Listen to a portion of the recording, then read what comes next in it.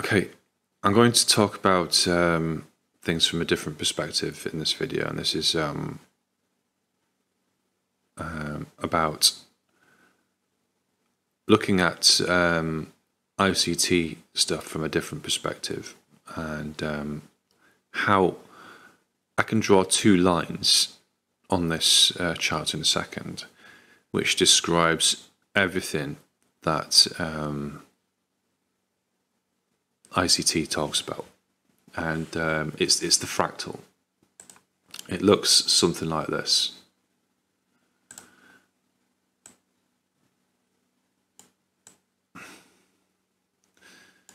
This simple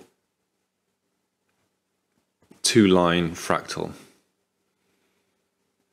articulates every type of PD array and principle that Michael talks about, and it's really simple. So on face value, this fractal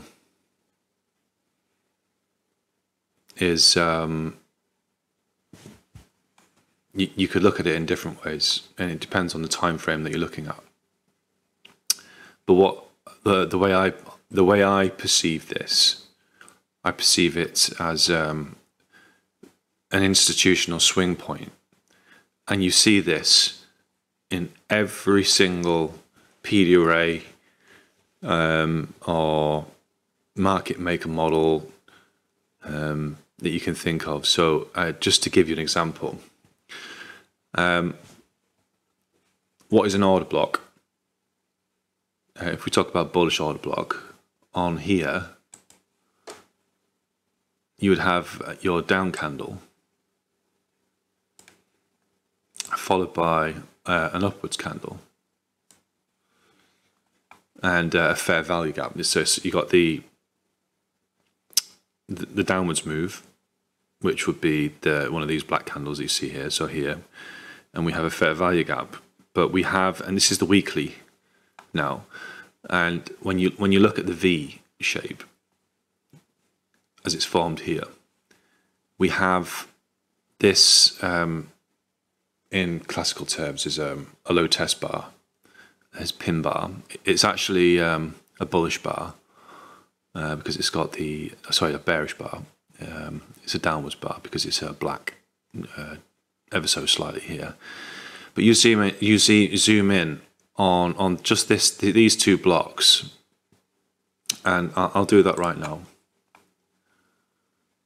In fact, let me just put this rectangle around here so that we know what we're looking at. And we go down to the daily. What do we have on here right now? We have that V shape.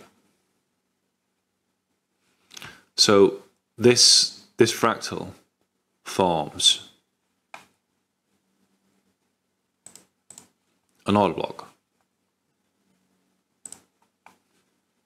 Let's go one step further. If we found an area, let's say here, just as another principle, what else could this potentially be?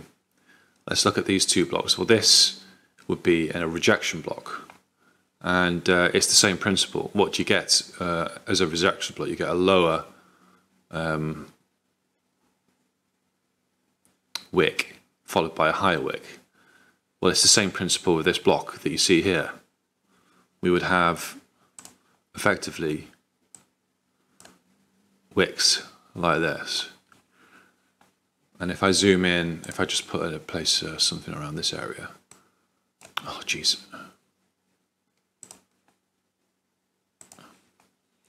Place a rectangle somewhere here just so I can zoom in. And we go into the daily.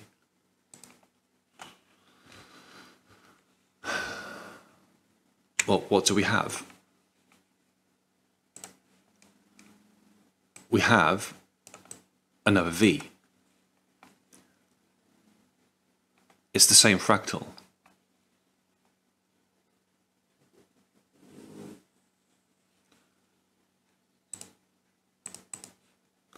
Back to the weekly. The next thing we could look at, well, what about market maker buy models? What does a market maker buy model look like? Well, we've got market maker buy model and a market maker sell model. If I just start this again, let me clear that out.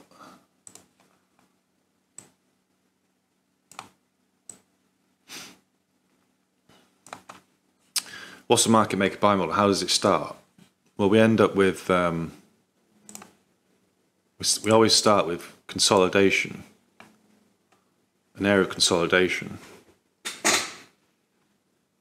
Then price moves into accumulation, effectively, until we hit a bottom, which is the reversal, and then we get the distribution phase, which is the market maker buy model, effectively. But it's also the power 3.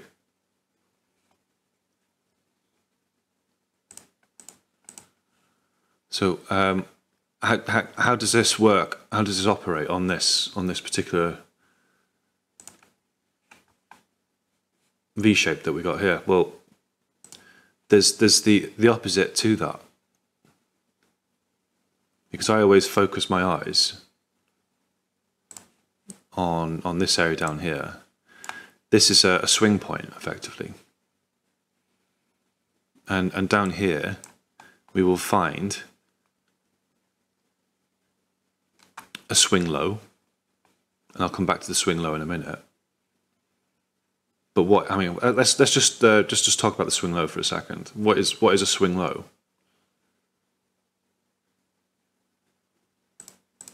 Okay. Well, we need to describe how a swing low forms. Well, we got one candle on the left, we have another candle on the low, and we have another candle on the right, which often looks like this. And what do we have? Well, we've also got a V shape by there on the swing low, and it's this fractal again. It's everywhere.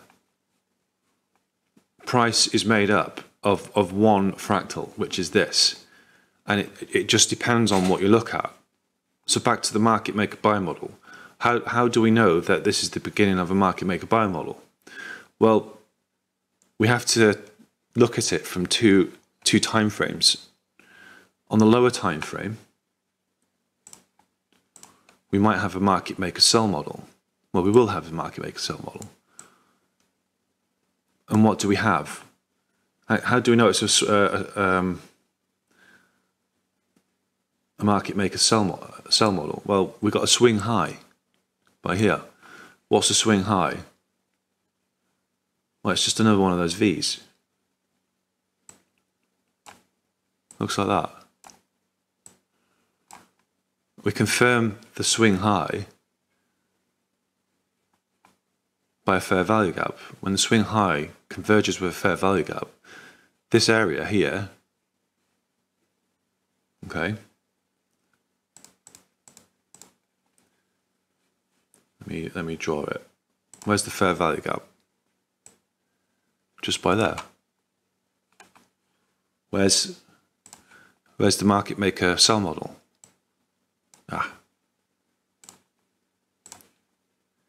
Just by here. Where's the breaker? Well, what do you know? How do you know it's a breaker?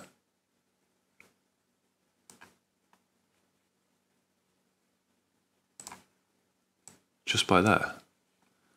It's all on this one V. We've got a breaker. Oh.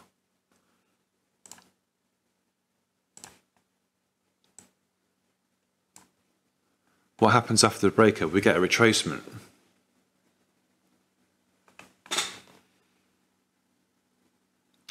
Where's the other retracement? Well, what do we have here? We have the formation of a market maker buy model on the lower time frame, but we've also got this market maker buy model here. Well, what's that?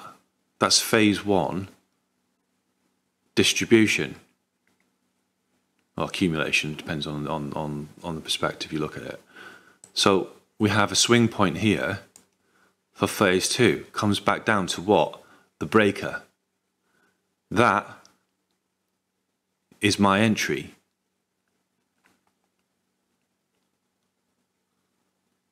$1 is bullish.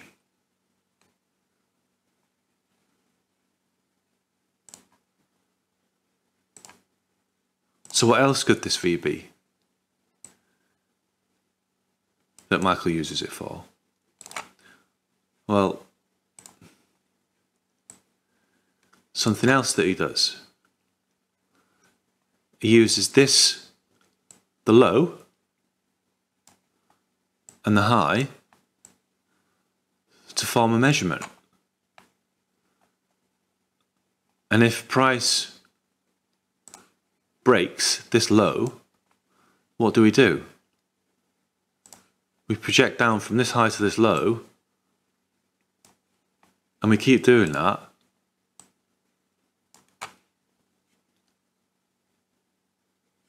until we see points of convergence on these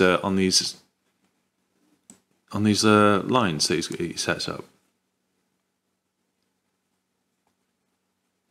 It's as simple as that.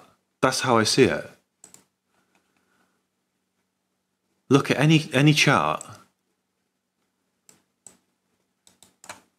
Find a swing low.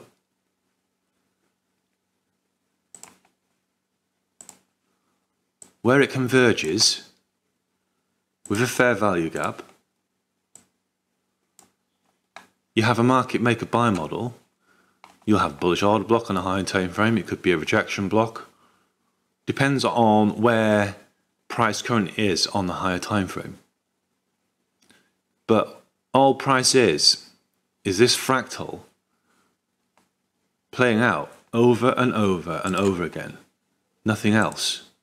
It's all you need to know.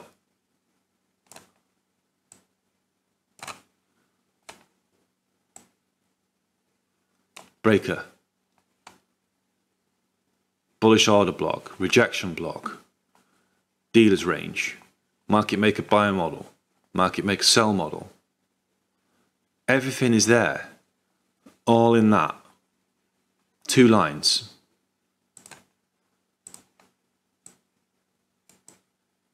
Like that.